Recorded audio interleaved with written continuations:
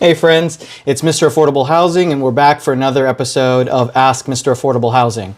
This is where I answer realtors and our clients' questions because a lot of times realtors have clients who are interested in investing in rental properties but also want to participate in some of the security that they get from the consistent cash flow with a property that has some tenants whose rents are being subsidized by the government.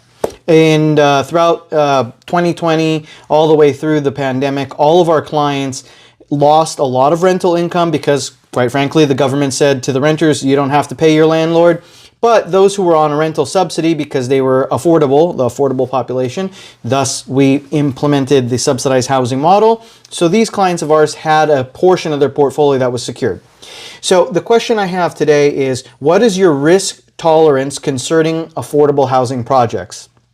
I love this question, I really do, because when we're consulting a new potential client, I'll use a client that we had last week who was interested. They're running a traditional student housing rental model. It doesn't have to be for students, but they're renting to a lot of students and they're renting to young professionals.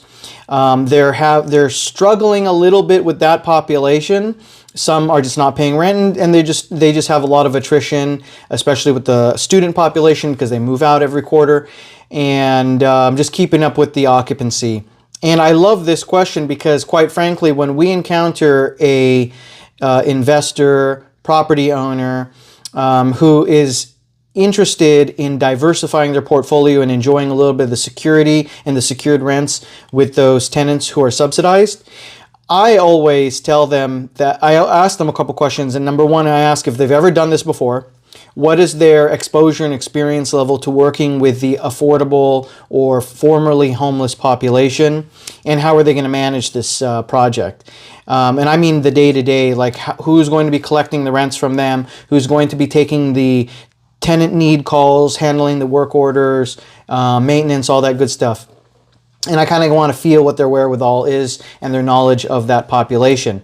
Because I'll get a lot of people who ask the question, well, you know, I don't know, never done it before, never worked with formerly homeless renters, but hey, how about we just focus on housing women and children or veterans?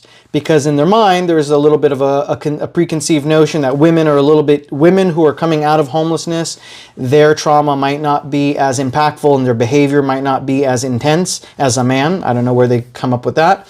And or veterans, because in their mind, again, they're doing a good thing for the community. They're helping veterans out. Maybe they have veterans in their family. But a lot of times I know that they're picturing the war hero who lost a limb, and they're doing this person a really good deed by helping them get into housing because they can't work right now, but they've got their military benefits and the VA salary and all that good stuff. Quite frankly, both populations, women, to me, in the affordable housing community, women renters, female renters can be just as problematic or volatile as a male. Why not? And veterans, oftentimes, if a veteran's been experiencing homelessness, there's a lot more baggage prior to even the instance of homelessness. So I always say you have to have the stomach for this. You know, there is a profile, there's an avatar of the ideal investor who would participate in this. And that is somebody who, one, understands that their rental properties are a business. They're not doing it so they can be best friends with the tenants. They're not doing it so that they can know everything about that tenant's lives and become their surrogate parent. They're treating it as a business.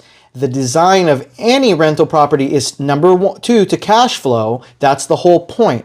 And as long as they understand that and allow the workers who are helping the individuals to do their social services, for us as the consulting firm to match make, for us as the realty firm to help them with the acquisition, everybody does their part and they treat it like a business. So those are the two first things. Secondly, if it's somebody who really wants to be involved in the daily grind and get to know every single thing about every single person and their struggles, that is not the profile. So I always say you have to know that you're not going to live there, you want it to cash flow, and you are open to the coaching and the learning of the ins and outs of working with subsidies.